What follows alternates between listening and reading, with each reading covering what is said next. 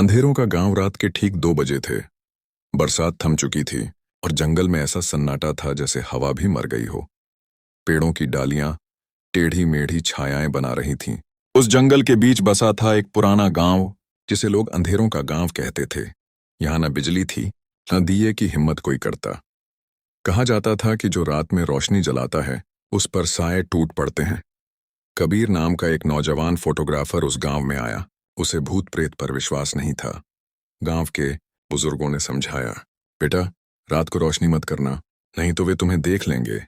कबीर हंस पड़ा, बोला, अरे अंधेरे से भला कौन डरता है। रात होते ही कबीर ने अपनी डायरी लिखने के लिए मोमबत्ती जलाई। जैसे ही लौ झिलमिलाई, खिड़की के धुंधले शीशे पर एक चेहरा उभरा। आंखें लाल, चेहरा काला और होंठों पर फटी हुई मुस्कान।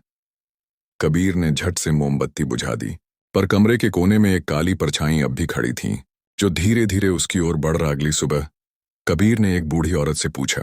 औरत कांपती आवाज में बोली, यह गांव 100 साल पहले जलकर खाक हो गया था। औरतें, बच्चे सब जिंदा जल गए। उनकी आत्माएं हर रात रोशनी ढूंढती हैं ताकि किसी जिंदा शरीर में दाखिल हो सकें। कबीर ने सोचा, ये तो बस डराने की कहानियां हैं। लेकिन जैसे जैसे रात गहराती गई, सच्चाई सामने आने लगी। मौत की रात, तीसरी रात, कबीर ने कैमरा निकाला और टॉर्च जलाकर बाहर निकला। अचानक पूरी बस्ती जिंदा हो उठी।